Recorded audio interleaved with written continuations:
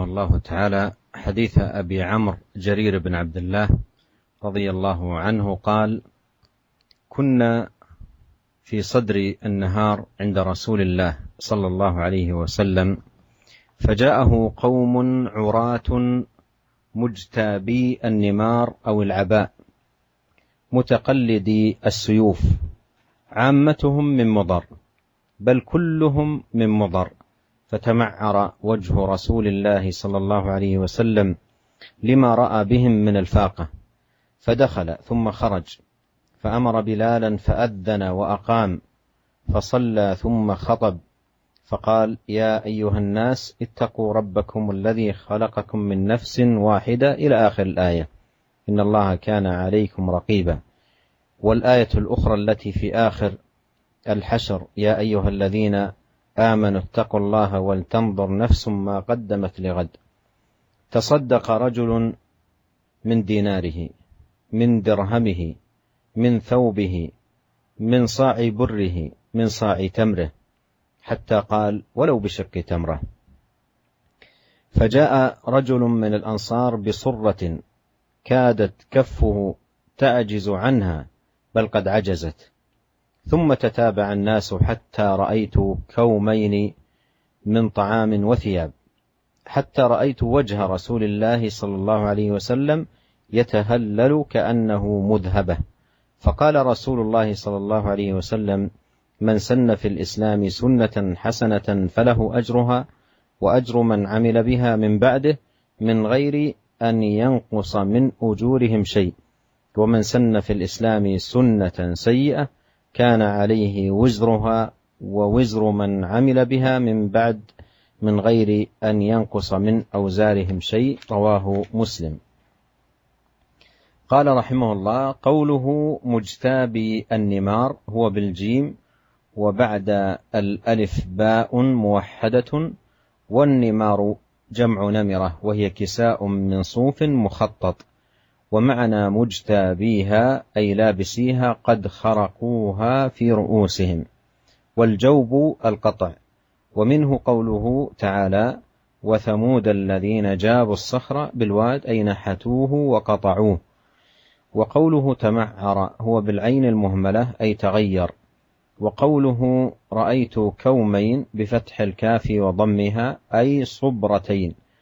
وقوله كأنه مذهبة هو بالذال المعجمة وفتح الهاء والباء الموحدة، قاله القاضي عياض وغيره، وصحفه بعضهم فقال: مدهنة بدال مهملة وضم الهاء وبالنون، وكذا ضبطه الحميدي، والصحيح المشهور هو الأول، والمراد به على الوجهين الصفاء والاستنارة. هذا الحديث أيها الإخوة المستمعون الكرام فيه فضل أن يكون الإنسان بهذه الصفة التي وردت: يسن في الناس سنة حسنة. بل إن هذا الحديث فيه شرح وبيان للمراد بقول النبي صلى الله عليه وسلم: من سن في الإسلام سنة حسنة. وذلك أن بعض الناس أخطأوا في فهم هذا الحديث خطأ فادحا، وظنوا أن المراد بذلك إحداث البدع ونشرها بين الناس، وأن الحديث يتناول ذلك بقوله: من سن في الإسلام سنة حسنة، ففهموا أن المراد بالسنة الحسنة أي البدعة الحسنة، وهذا خطأ شنيع في فهم هذا الحديث، لأن الحديث جاء مفسرا لنفسه. ولنتأمل الحديث ليتضح لنا الأمر. يقول جرير: كنا في صدر النهار أي أوله عند رسول الله صلى الله عليه وسلم، فجاء قوم عراه مجتابي النمار أو العباء، يعني جاءوا بثياب بالية قديمة لا تستر عورات كثير منهم ومخرقة، فقطعوها من أعلاها وأدخلوا فيها رؤوسهم ولم تكن ساترة، ومتقلدي السيوف عامتهم من مضر، بل كلهم من مضر. فتمعر وجه رسول الله عليه الصلاة والسلام، أي تغير لما رأى بهم من الفاقة، أي الفقر والحاجة. فدخل ثم خرج، فأمر بلالا فأذن وأقام، فصلى ثم خطب. وبدأ بآيتين من كتاب الله عز وجل، قول الله سبحانه: يا أيها الناس اتقوا ربكم الذي خلقكم من نفس واحدة وخلق منها زوجها وبث منهما رجالا كثيرا ونساء واتقوا الله الذي تساءلون به والأرحام إن الله كان عليكم رقيبا. ثم أورد قول الله تعالى: يا أيها الذين آمنوا اتقوا الله ولتنظر نفس ما قدمت لغد واتقوا الله. ثم أخذ يحث على الصدقة بما تيسر وإن قل، دينارا أو درهما أو ثوبا أو صاعا من بر أو صاعا من تمر، إلى أن ختم بقوله: ولو بشق تمرة، أي نصف تمرة أو جزء من تمرة. فلا يحقرن عبد من المعروف شيئا.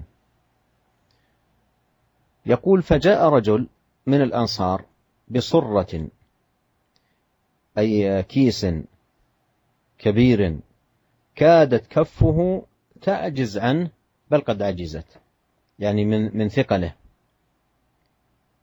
وجاء يحمله وهو ثقيل عليه، لا يكاد يستطيع أن يحمله، وجاء وضعه بين يدي النبي صلى الله عليه وسلم. ثم تتابع الناس، أي عندما رأوا هذا الرجل من الأنصار جاء بهذا الكيس الكبير ووضعه بين يدي النبي صلى الله عليه وسلم، تأثروا بما رأوا من هذا الشخص، فتتابع الناس حتى رأيت كومين من طعام وثياب، حتى رأيت وجه رسول الله صلى الله عليه وسلم يتهلل كأنه مذهبة، أي إنارة وضياء وسرورا وفرحا وبهجة. فقال رسول الله صلى الله عليه وسلم: من سن في الإسلام سنة حسنة فله أجرها وأجر من عمل بها من بعده من غير أن ينقص من أجورهم شيئا. يشير إلى هذا الأنصاري الذي سن لهؤلاء هذه السنة الحسنة، وهي الصدقة.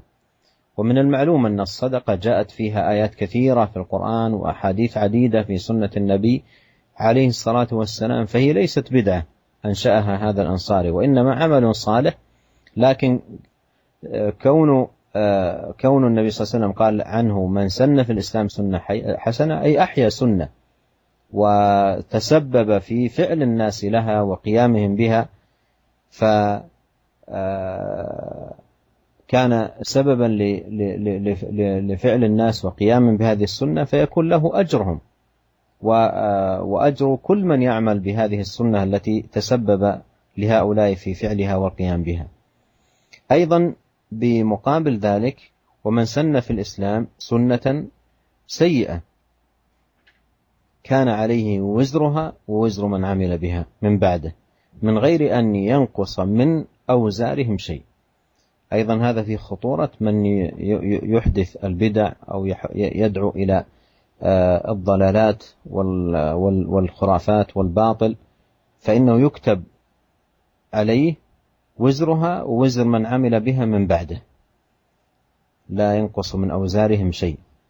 وهذا المعنى أيضا جاء في القرآن في قوله سبحانه وتعالى: إنا نحن نحيي الموتى ونكتب ما قدموا وآثارهم.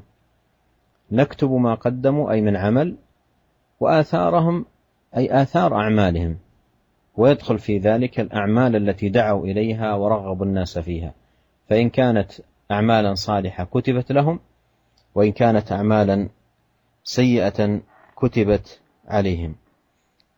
خلاصة القول أن هذا الحديث أيها الإخوة الكرام يدل على أن الأمر أمر ليس بالهين، وأن الدعوة لا بد أن تكون بعلم وبصيرة، مثل ما مر معنا في الآية التي أوردها المصنف رحمه الله: وجعلنا منهم أئمة يهدون بأمرنا.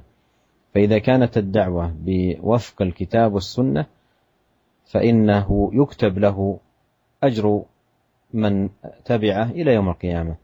أما إذا كانت دعوة مبنية على الأهواء أو على الآراء أو على العقول أو على نحو ذلك فإن الإنسان يكتب عليه وزرها ووزر من عمل بها إلى يوم القيامة. Para pendengar yang dirahmati oleh Allah Subhanahu wa taala, kemudian Imam Nawawi rahimahullah membawakan sebuah hadis yang panjang dari Abu Amr Jarir bin Abdullah radhiyallahu taala anhu. Beliau berkata, "Kunna fi sadrin nahar," kami tatkala bersama Nabi sallallahu alaihi wasallam di awal hari, yaitu di pagi hari, ya. Tiba-tiba datang sebuah kaum yang urat dalam keadaan telanjang, artinya banyak bagian tubuh yang masih terbuka.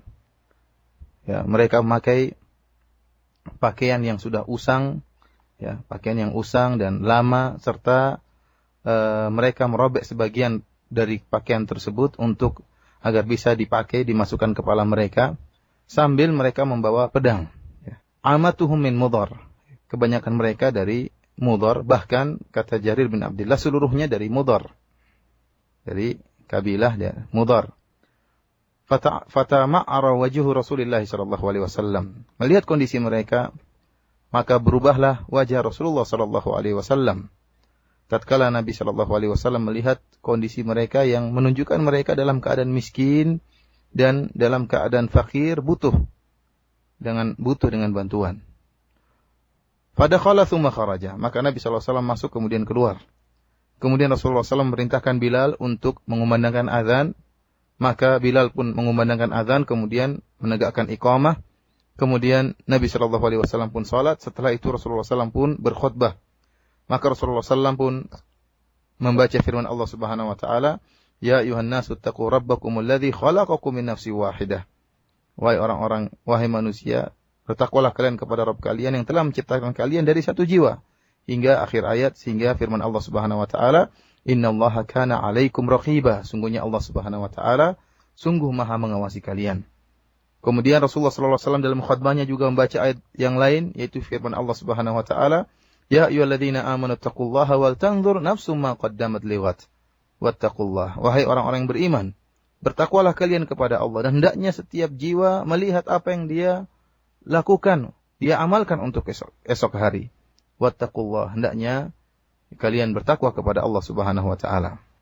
Kemudian Rasulullah sallallahu alaihi wasallam bersabda, "Tasaddaqa rajulun min dinarihi, min dirhamihi, min thawbihi, min sa'i burrihi, min sa'i tamrihi."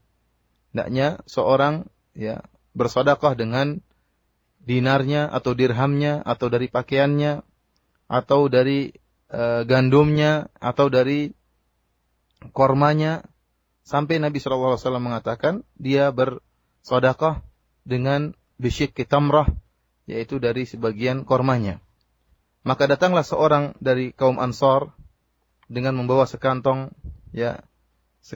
makanan yang hampir-hampir tangannya tidak mampu untuk mengangkat kantong tersebut. Bahkan dia tidak mampu untuk mengangkat kantong yang berisi makanan tersebut.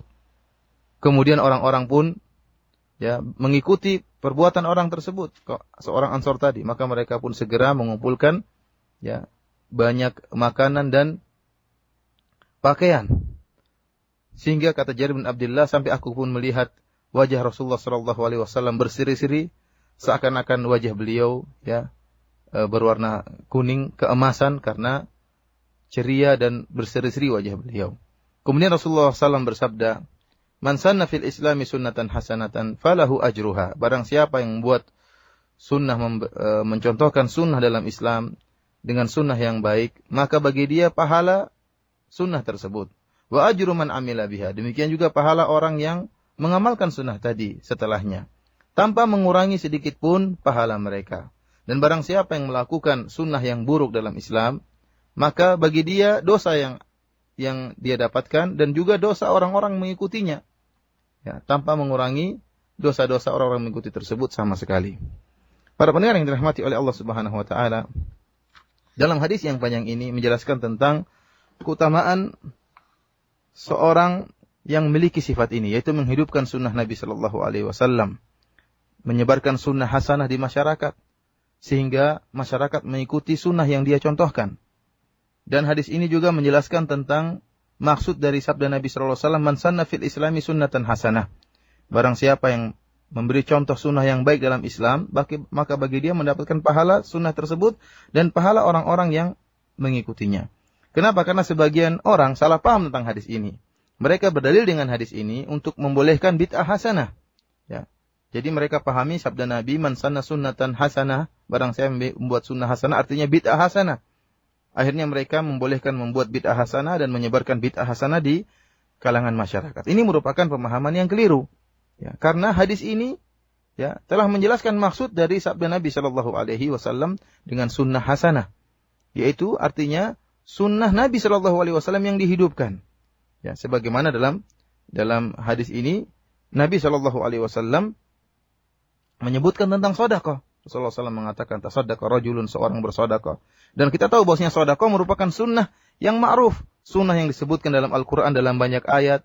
Allah Subhanahu Wa Taala mendorong untuk bersedekah. Demikian juga dalam hadis-hadis Rasulullah Sallallahu Alaihi Wasallam mendorong tentang sedekah. Dan Nabi Sallallahu Alaihi Wasallam ya memotivasi para sahabat ya tatkala melihat kondisi ya dari kaum Mudhar tadi.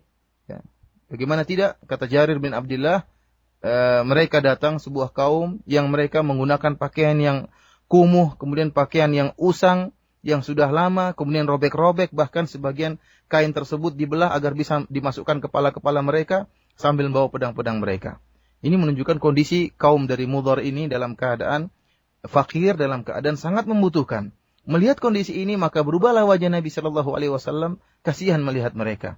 Akhirnya Nabi Shallallahu Alaihi Wasallam pun memerintahkan Bilal untuk mengumandangkan azan, kemudian Rasulullah SAW melaksanakan salat. Setelah itu Rasulullah SAW berkhutbah mengingatkan kepada para sahabat dengan takwa kepada Allah Subhanahu Wa Taala. Ya, kemudian Rasulullah SAW pun mengingatkan tentang pentingnya sedekah.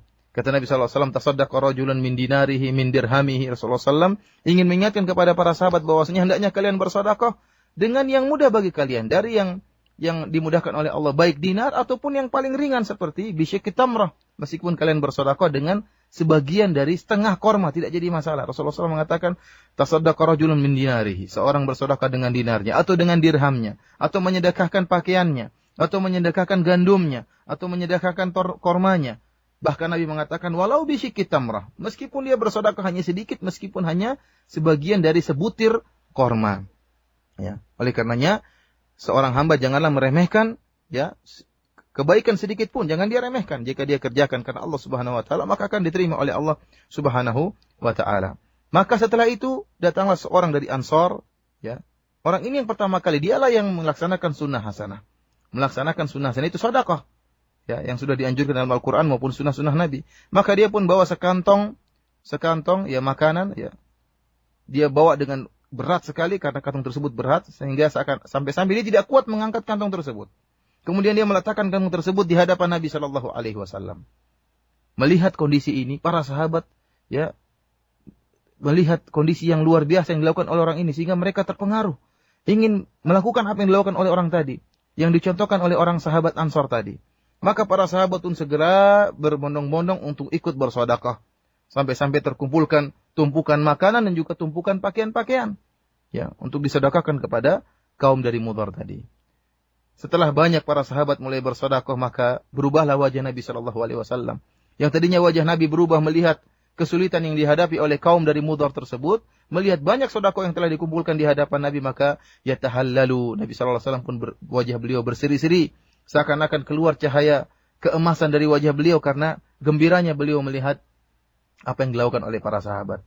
Setelah itu Nabi Shallallahu Alaihi Wasallam pun ya menjelaskan tentang keutamaan orang ini, seorang Ansar tadi yang mencontohkan bersedekah. Kata Nabi Shallallahu Alaihi Wasallam, man sanna fil Islami sunnatan hasanah falahu ajruha. Yaitu barang siapa yang menghidupkan ahya sunnah, barang siapa yang menghidupkan sunnah yang baik, maka bagi dia pahala sunnah tersebut.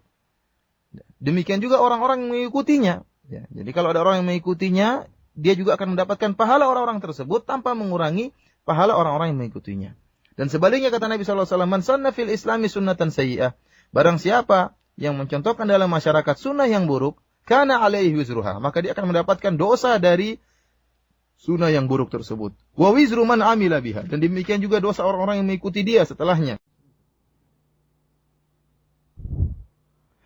Para pendengar yang dirahmati oleh Allah Subhanahu wa taala, maka berubahlah wajah Nabi sallallahu alaihi wasallam berseri-seri melihat banyak tumpukan sedekah yang dikumpulkan oleh para sahabat, dan Rasulullah SAW mengingatkan barang siapa yang memberi contoh dengan contoh yang buruk, maka bagi dia dosa yang dia lakukan dan juga dosa orang-orang yang mengikuti contoh buruk tersebut. Dan hal ini telah diisyaratkan oleh Al-Qur'an dalam firman Allah Subhanahu wa taala, "Inna nahnu nuhyil mauta wa naktubu ma qaddamu wa atharahum."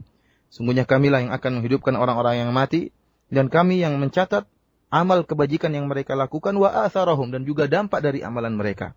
Barang siapa yang sebab amalan mereka akhirnya diikuti oleh orang banyak, maka akan dicatat oleh Allah Subhanahu wa taala. Dan sebaliknya, barang siapa yang melakukan keburukan dan merupakan sebab orang-orang lain mengikuti keburukannya, maka itu pun akan dicatat oleh Allah Subhanahu wa taala. Oleh karenanya para pendengar yang dirahmati oleh Allah Subhanahu wa taala, hadis ini menjelaskan tentang pentingnya seorang menghidupkan sunnah Nabi sallallahu alaihi wasallam dan berdakwah di jalan Allah Subhanahu wa taala, menyeru masyarakat kepada sunnah di atas ilmu dan basirah, akan berikan pahala yang besar. Orang-orang yang mengikutinya dia juga akan mendapatkan pahala dari orang-orang yang mengikutinya.